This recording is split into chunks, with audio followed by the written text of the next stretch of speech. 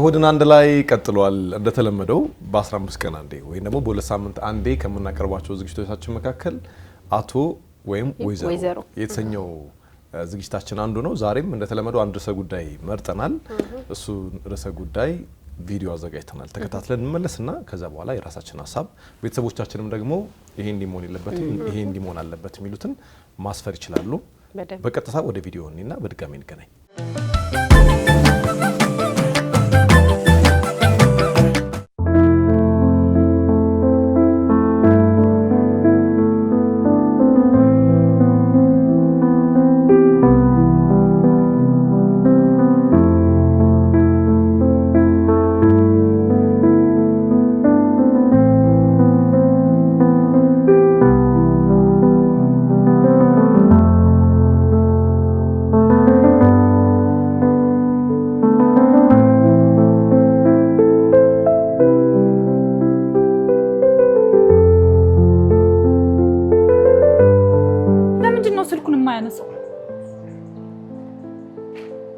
ቀደም ነበር የነገርኩት ቶሎ እንዲመለስ።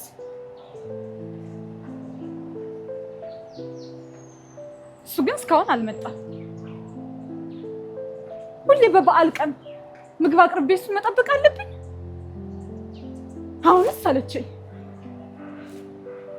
ሁሌ ተመሳሳይ አይነት ነገር በበዓል ቀን ውጪ ማለት። ቆይ ይምጣ፣ ማን እንደሆነ እንኳን አሳየዋለሁ። ምን ነው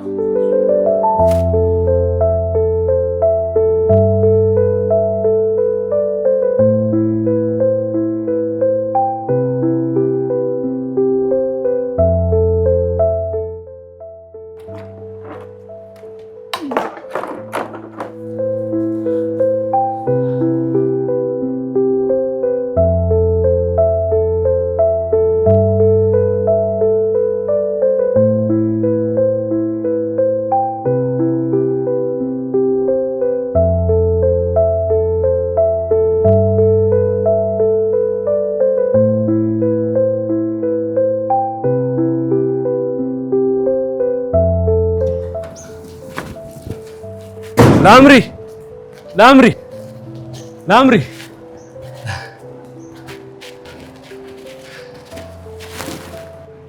ቆይ ግን አንተ መቼ ነው የምትሻሻለው? ሁሌ በዓልን ውጪ። ይኸውልሽ እስኪ ስልኬን ተመልከት። ስንቴ ነው ደወልኩልክ? አንተ ግን ስልክ አታነሳም። በዓልን በማስመልከት ከጓደኞቼ ጋር ፕሮግራም ነበረኝ፣ ከነሱ ጋር ነበርኩ። ስለዚህ ቤት ውስጥ በዓል አይከበርም ማለት ነው? ደስ አላልኩም። ከጓደኞቼ ጋር በዚህ አጋጣሚ ነው የምንገናኘው። ስለዚህ ላንተ በዓል ማለት ውጪ ማክበር ነው ማለት ነው?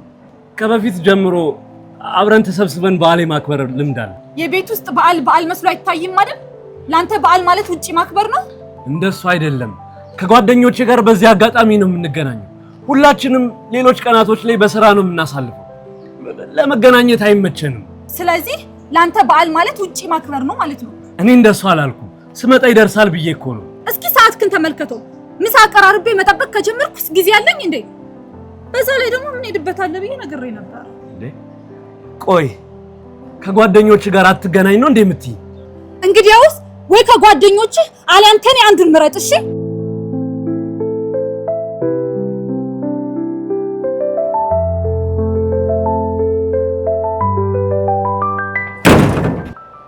ከተጋባን ጀምሮ አንድ ቀን በዓልን ቤት አክብረን አናውቅም።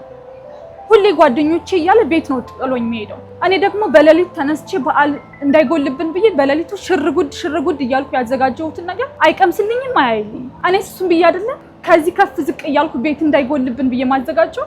ቆይ ጓደኛ ነው የሚበልጠው ወይስ ትዳር? በዛ ላይ ደግሞ ነግሬው ነበር በዓልን ቤታችን ካሳለፍን በኋላ ቤተሰብ ጋር እንሄዳለን ብዬው ነበር። ሊረዳኝ ይገባል። በዛ ላይ ደግሞ በዓልን ማክበር ያለበት ቤት ውስጥ ነው። በዓል በመጣ ቁጥር ጭራሽ ከቤት እንደወጣ አትፈልግም። ይሄ የሚያስፈልገውን ነገር እኮ አድርጌ ነው የምወጣው። እሷ ግን በጭራሽ ከቤት እንደወጣ አልፈልግም። አብሬያት እንድውል ዶሮ ምናምን እንድሰራላት ነው የምትፈልገው። እኔ ደግሞ ከጓደኞቼ ጋር መዝናናት ያምረኛል። በዓልን አስታከን ነው የምንገናኘው። እኔ ማህበራዊ ህይወት ሊኖረኝ ይገባል። እሷ ያለችው ካልሆነ አይሆንም። በቃ እንዴ ልትረዳኝ ይገባል። እኔ ከጓደኞቼ ጋር ዘና ፈታ ማለት እፈልጋለሁ። ልትረዳኝ ይገባል። ይባስ ብላ በአመት በዓል ቀን ብቻዬን ትታኝ ሄደች። እኔ ያለብኝን ችግር በጠረጴዛ ዙሪያ መነጋገር እንችላለን። እኔ ያለሷ በዓልን ማሳለፍ አልፈልግም።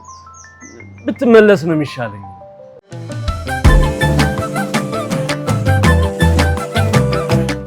እናንተ ራሱ ምን አለ በቃ የምንሰጣችሁን ፍቅር ካጠገባችን እንዳትሄዱ የምንፈልገውን ስስት በዛ ላይ በዓል እኮ እንዴ ያባወራም ማለት አባወራ እኮ ትባላላችሁ። ድምቀት ነው እኮ ፈረሰኛውንስ ማን ይብላው እናንተ እኮ ዶሮ አርዳችሁ የምትለማመጡት ነገር ነው። አይ ግን በዓል of course አው እንደ ኢትዮጵያዊ እንደ ባህል ስናየው እኮ ለባል ራሱ ለቤቱ አባወራ ራሱ በጣም ትልቅ ክብር የሚሰጥበት ቀን ነው።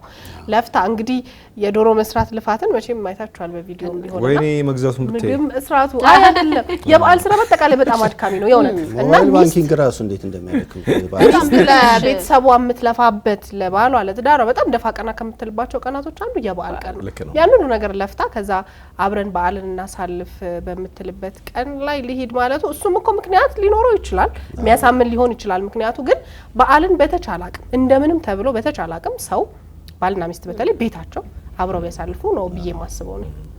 እና ደግሞ ራሱ ካላንደር ሲዘጋው አይደል ከቤታቱ ነው ከቤታቱ ጥሩ እኮ ካላንደር ሲዘጋው ቴንክ ዩ ከዛ መሆን ካለበት ደግሞ የተወሰነውን ሰዓት ጓደኞቹ እሱ ቤት የሚወጣው መፍትሄ ብለን የምናስበው ነገር ጓደኞቹን ማግኘት ግዴታ ከሆነ ምን አለ በቃ ቤት መጥቶ በተወሰነ ሰዓት ላይ ተጫውተው መቼም ሴት ለማስተናገድ ቤቷ እንግዳ ለመቀበል ምንም ለዛው በበዓላት ነገር የለም። በበዓል ቀን ቤት ሙሉ ነው የሚሆነው።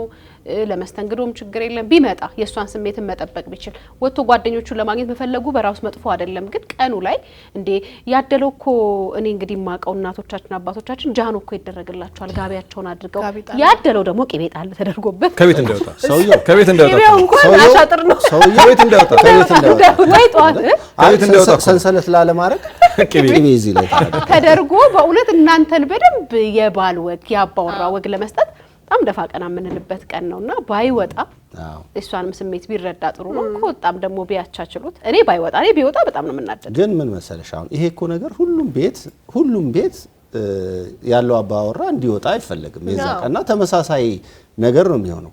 ግን የዛን ቀን ብቻ ነው ወይ ለምን በነጋታው ሰፊ ጊዜ ወስዶ ለምን አያገኘው ጓደኞቹ አይ ነገር በዛ ቀን ብቻ ነው የምንገናኘው አሉ እኮ እነሱ ጓደኞቹ ማግኘት የሚችሉት ባረፈበት በዛን ቀን ነው አለ።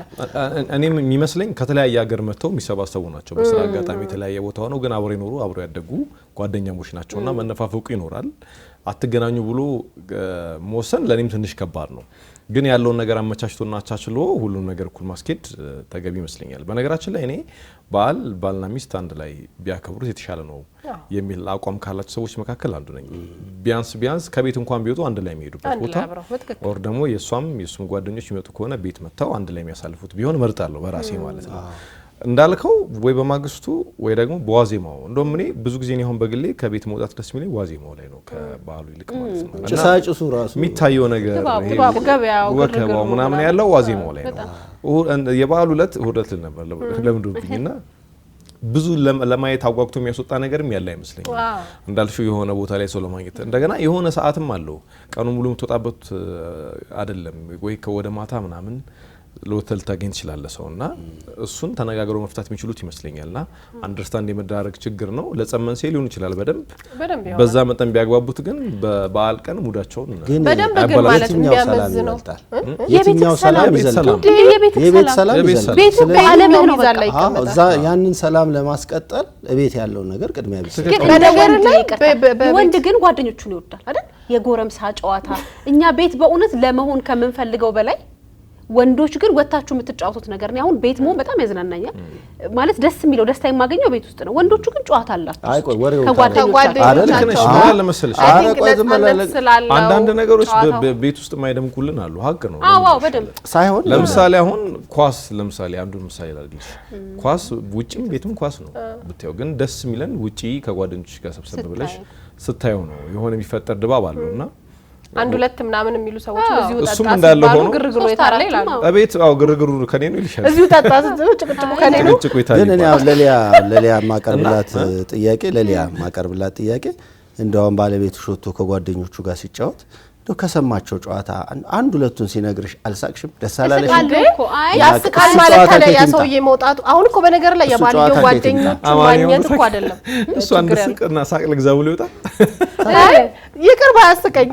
አዎ በጣም በእውነት ቀኑ ነው እኮ ክፋት ያለው አሁን የበዓል ቀን መሆኑ እንጂ ሰውየው በራሱ ጓደኞቹ ጋር መዝናናቱ ጓደኞቹ ላግኝ ብሎ መውጣቱ እኮ ራሱ ክፋት የለው ኢቭን በበዓል ቀን ከሆነ እንኳን በጣም አስገዳጅ ከሆነ በቃ የዛን ቀን ግዴታ መገናኘት አለብን ብለው ካሉ መጀመሪያ ሚስቱን አስደስቶ ልጆች ካሏቸው መጀመሪያ በዓሉን ከልጆቻቸው ጋር ቤት ተጫውተው አክብረው ስንቴ እንዳለው ወደ ማታ ከነሱ የተረፈውን ሰዓት ነው መስጠት ያለበት እንጂ ከሚስቱና ከቤተሰቡ ላይ ቀንሶ ለዛውም የበዓል ቀን መውጣት አለበት ብዬ አይ ከትኩስ ክፍለ ሀገር ጨዋታ አስከሆነ የፈለገ በነገር ላይ አሁን ይሄ ብልሃትን ይፈልገው እንደኔ ማለት ሚስቶች ራሱ የሆነ የምትደብራቸው ሰዓት አለ የበዓል ቀን እሷን ታይም ጠብቀ መውጣት ነው የምሬ ነው ማለት እንግዳ ቤት ሊመጣ ይችላል ሲያስተናግዱ ምን ሲውሉ ምን ሲያረጉ ይውሉና በርግጥ ያንተ ሚና ይኖራል የባል ሚናም ይኖራል ከዛ ወደ ማታ ላይ ከ11 ሰዓት 12 ሰዓት ይደክማቸዋል ባዩ ባታወራቸው ሁሉ ደስ ይላችሁ ይችላል የዛኔ አንተ አርብተህ ሄድ ነው በስራ ደግሞ አረፍ ስለሚሉ ደክሞሻል አንቺ እኔ ደግሞ ንፋስ ልቀበል በደም አማቻቻ